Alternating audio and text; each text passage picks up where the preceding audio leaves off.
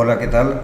Pues esta oportunidad vamos a hacer una presentación rápida de lo que es el Sistema Nacional de Inversión Pública en el Perú.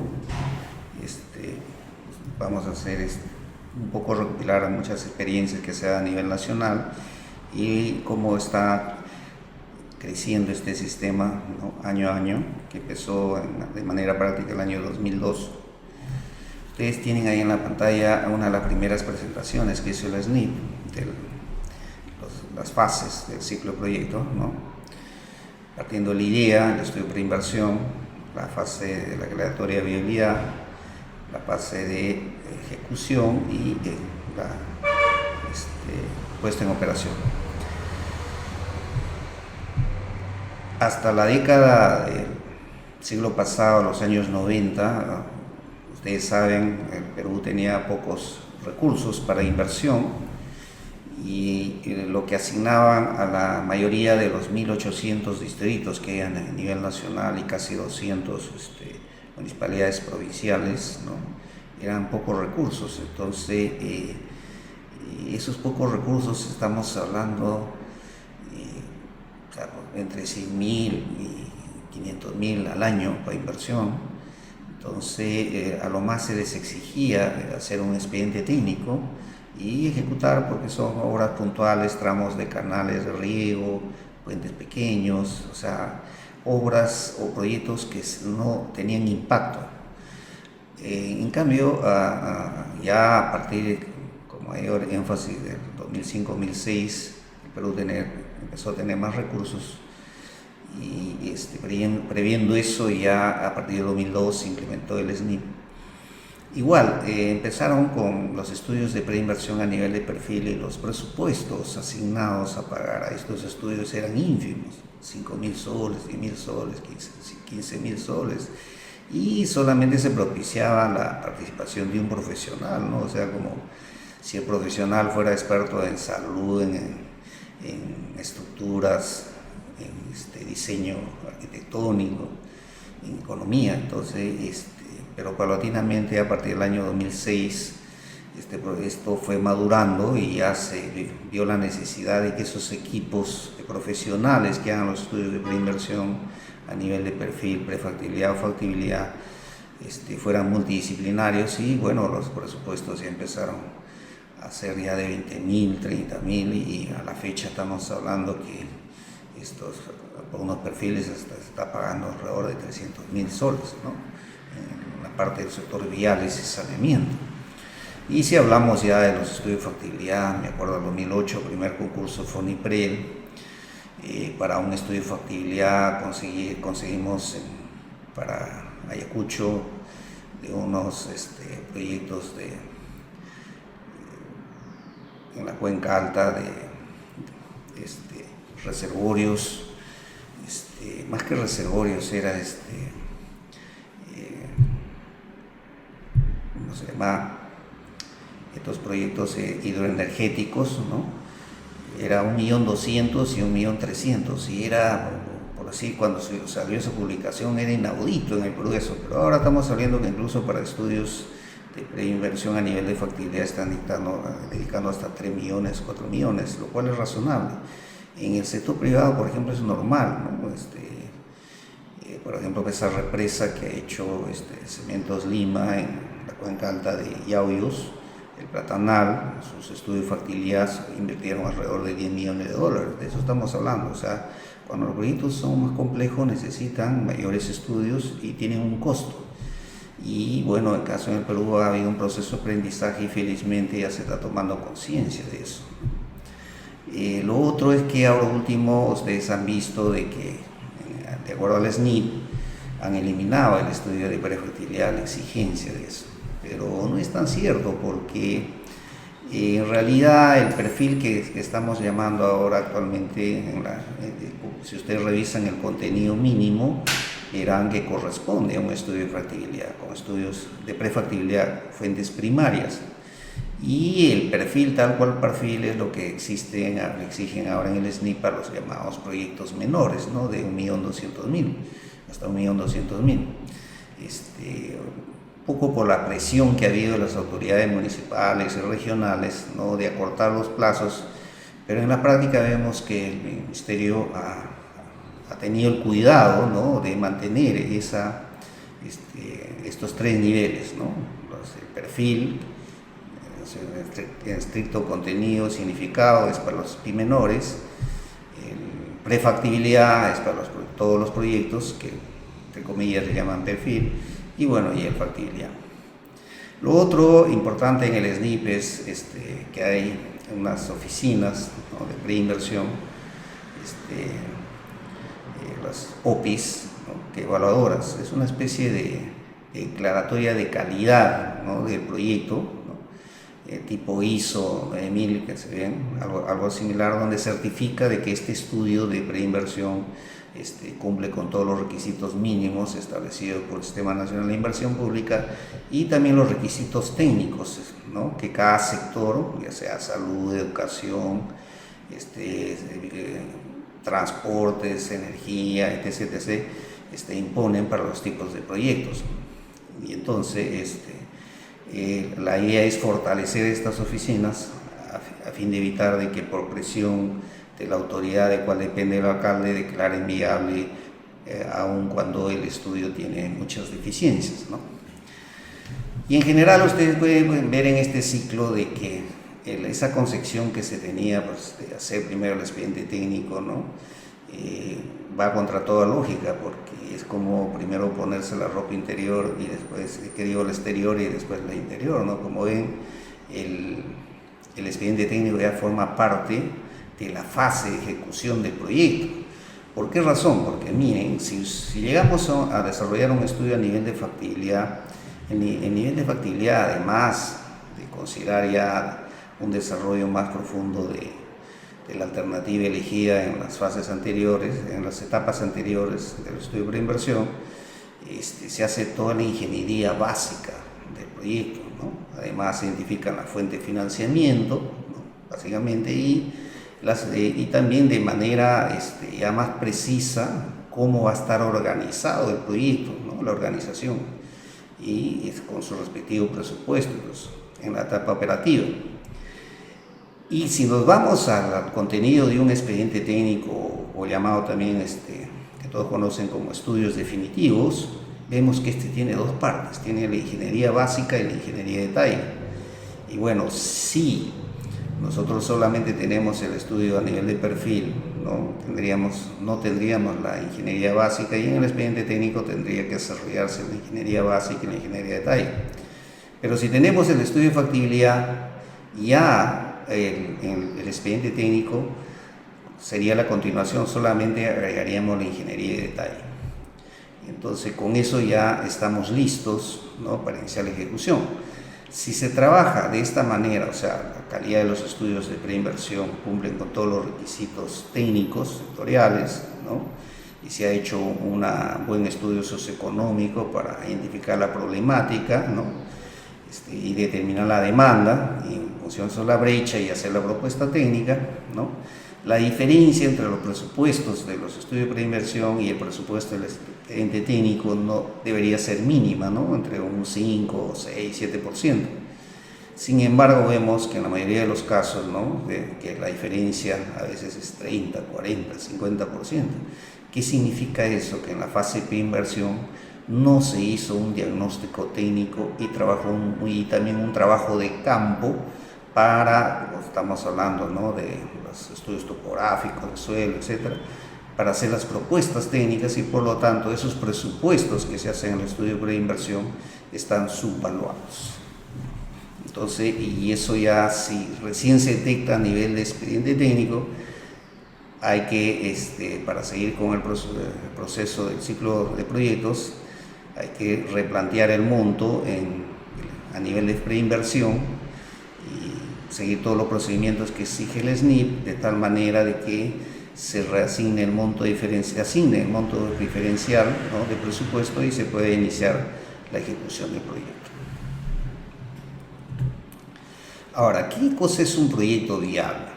Normalmente a nivel privado dirán, pues, un proyecto es viable cuando su BAN y su TIR es positivo, ¿no? O sea, al igual que un proyecto privado, pero en el caso de un proyecto social de inversión pública es completamente distinto. Lo que se ve primeramente socialmente rentable, o sea, que los costos y los beneficios sociales, ¿no? Que los beneficios sean mayores que los costos. Y en el video anterior ustedes les hice ver cómo se determinan los beneficios sociales.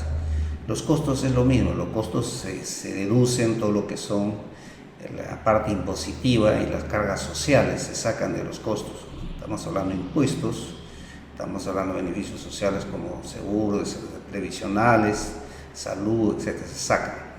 Solamente esa diferencia se compara con los beneficios sociales que se ha estimado, por ejemplo, en caso de los ahorros de viaje de una persona, ¿no?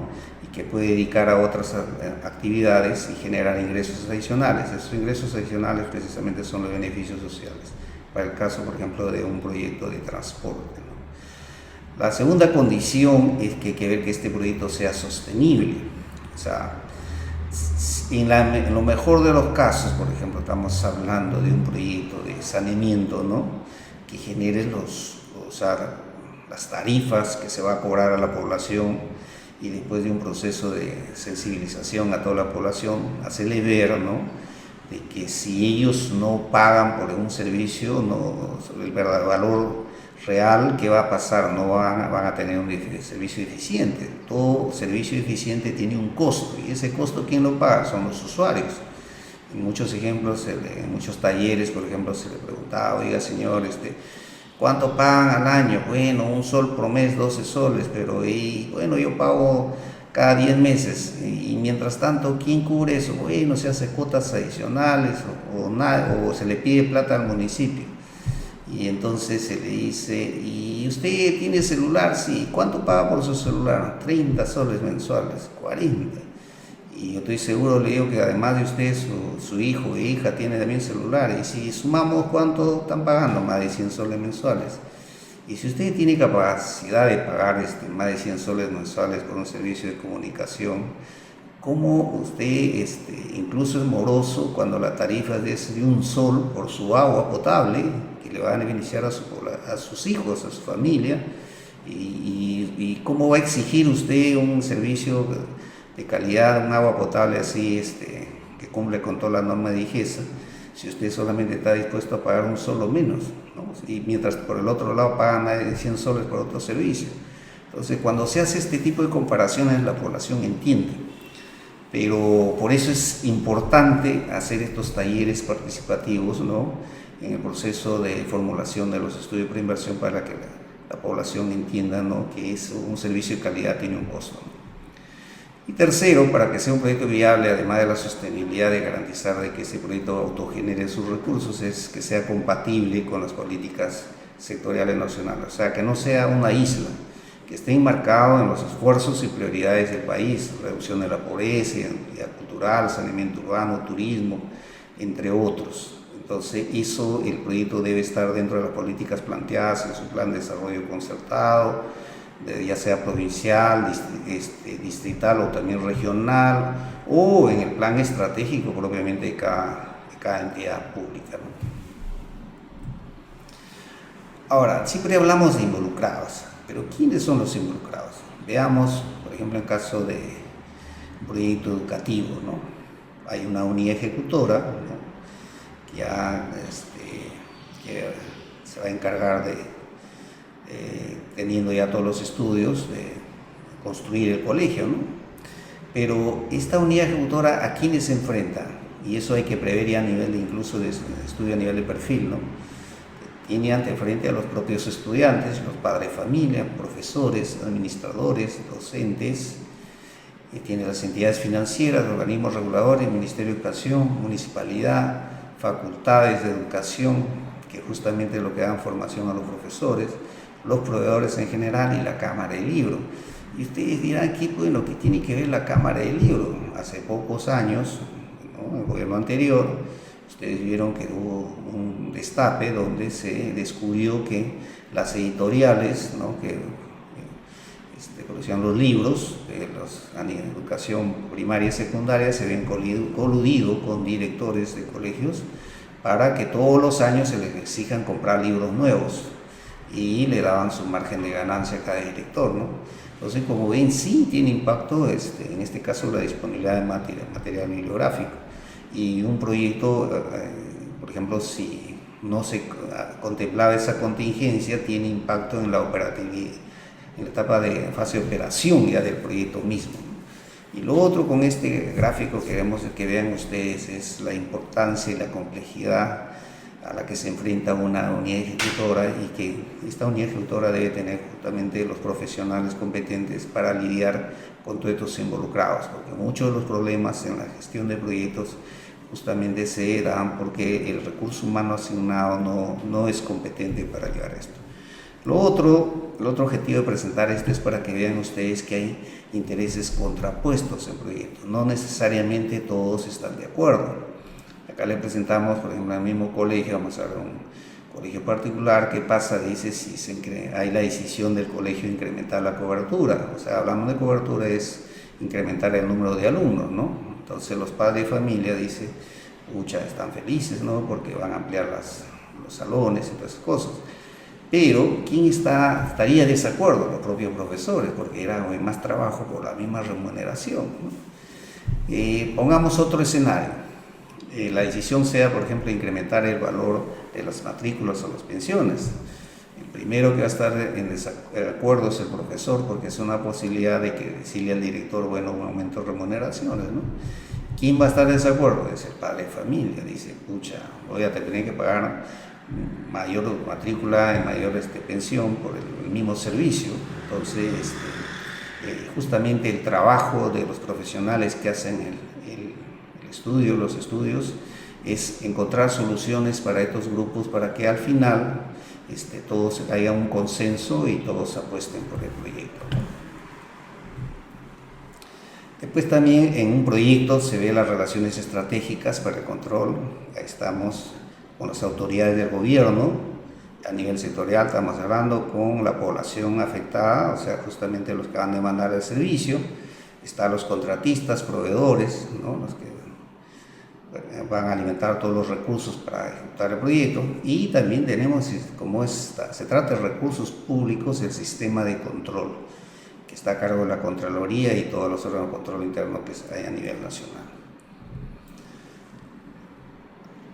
En la siguiente presentación ustedes pueden ver un resumen de lo que ya se verá más adelante, ¿no? Cómo es el control de ejecución de un proyecto. Y hay que tablero de control tiene cuatro factores, que es el tiempo, costo, cantidad y calidad. Y lo que se pregunta acá es ¿cuándo es eficiente un gerente de proyecto, ¿no? En el caso del gerente de proyecto, lo que él tiene que ver es, hay un plazo, tiene que fijarse que en ese plazo, dentro de ese plazo de ejecutar el proyecto, hay un costo, un presupuesto, igual no debe pasarse, hay cantidad y componentes determinados, ya sea infraestructura, equipamiento, capacitación, y también debe cumplirlo, y la calidad, o sea, de acuerdo a las normas sectoriales, cumplir con todas esas metas. Pero la práctica y la experiencia que vemos es que en la administración pública en general a nivel nacional, los proyectos se ejecutan en un mayor plazo, o nunca se terminan muchos proyectos de culminarlos, y consecuentemente se hace un mayor costo, y en cuanto a los componentes se hacen de manera incompleta. Incluso hay elefante blanco solamente hace infraestructura, y el presupuesto de equipamiento mobiliario lo han usado para infraestructura, y bueno, el colegio está ahí, pues, o comisaría está sin ser utilizada porque no tiene las otras partes, y ni que se diga de la calidad, ¿no? Entonces, ante la pregunta, ¿cuál es un proyecto? O sea, ¿quién sería un gerente de proyecto eficiente y eficaz? Es el que lo hace en menor tiempo, menor costo, hace el proyecto completo y con la calidad requerida. Ese es el gran reto que tienen todos los gerentes de proyectos en la administración pública y también en la administración privada. Ahora, en la administración pública tenemos en en el proceso ya administrativo, ¿no? Quien genera los estudios, el encargado es la unidad formuladora, lo hace con su propio personal o contrata consultores, ¿no? Y también y una vez que ya termina el estudio, lo remite a la OPI, ¿no? La oficina de inversión, para que evalúe el proyecto, ¿no? Y lo declare la viabilidad. Adicionalmente, ven que hay una relación con la unidad ejecutora. ¿Por qué? Porque cuando una vez que ha sido declarado el proyecto por la Oficina de Promoción e Inversiones, la OPI, el proyecto se pasa ya a la unidad ejecutora para que busque financiamiento o coordine con el Tesoro la asignación del presupuesto, y se inicia la elaboración de los estudios de preinversión, ¿no? Que digo, del estudio definitivo, el expediente técnico, y iniciar su ejecución. Ahora, en este proceso también, además de la OPI, la unidad ejecutora, la unidad formuladora, intervienen las áreas administrativas y planeamiento. Por ejemplo, en el planeamiento, el área de presupuesto tiene la asignación del código CIAF para este proyecto, ¿no? Y la asignación presupuestal. Y después, ya cuando se inicia el proceso de ejecución, ya sea tanto la consultoría para hacer el perfil, estudio definitivo, la ejecución, ahora la aprobación de la área administrativa, ¿no? Para realizar los pagos correspondientes. Como ven, interviene toda la administración de la entidad. Sobre este punto habría que analizar la pertinencia, ¿no? De hacer proyectos por administración directa al 100%. Si uno hace un proyecto, podría ser dos, quizá. ¿Por qué? Porque los recursos humanos y equipamiento que tiene una entidad está diseñada y estructurada justamente para llevar a cabo las actividades corrientes, pero no para proyectos. Entonces, si se le asigna eso, empiezan a ejecutar de administración directa 10 proyectos por administración directa, la parte administrativa, ¿no? De la entidad colapsa, ¿no? Y por eso se va, en muchos casos, es uno de los causales, por ejemplo, de demora en la culminación de las obras, y incremento de los costos y todos los problemas que conlleva esto. Ahora, el Sistema Nacional de Inversión Pública es una de las herramientas administrativas del Estado, ¿no? Tenemos ahí lo que es el presupuesto público, que es el CIAF, ¿no? Que asigna los recursos. Tenemos la OCE, ¿no? Con el SEACE, que busca los proveedores, todos los contratistas deben estar registrados, los consultores, y hay procedimientos estándar establecidos para hacer los concursos y licitaciones. Y por último, la otra, que es el sistema de tesorería, que tiene ya que haber los recursos efectivos, transferir los recursos efectivos para el pago de todos estos servicios que genera el sistema de inversión pública.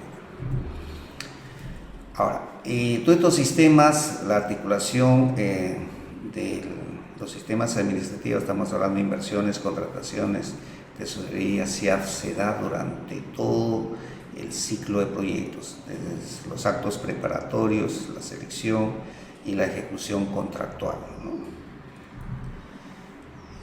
Acá, por ejemplo, ven, hay un ejemplo de cómo primero se hace la asignación de los recursos, ¿no? Para los proyectos. Estamos hablando acá de 18 millones, ¿no? Después se prioriza los proyectos por la unidad ejecutora, se hace la solicitud de certificación, la oficina encargada solicita la certificación para la contratación, ¿no? De los bienes y servicios o proyectos, se hace la certificación por la Oficina de Planificación y Presupuesto de la existencia de recursos para cada proyecto, se formaliza el contrato, firme contrato por cada ítem, se hace el compromiso anual por cada contrato, y si hay necesidad de hacerlos devengados, lo pasa de un periodo a otro. Por último, se hace el giro y finalmente se paga. Esto se da por cada proceso dentro de cada proyecto, ¿no? Eso sería una explicación cómo es que está funcionando el Sistema Nacional de Inversión Pública con todos sus procesos y procedimientos, y bueno, y algunas experiencias que le he contado, ¿no?, en lo que es el proceso de gestión mismo, ¿no?, la percepción que tienen las autoridades sobre este sistema, y que muchas de ellas todavía no logran percibir la complejidad y la necesidad del concurso de profesionales especializados, cuya participación es indispensable desde la concepción de la idea, formulación de los estudios, ejecución y gestión propia de los proyectos. Muchas gracias.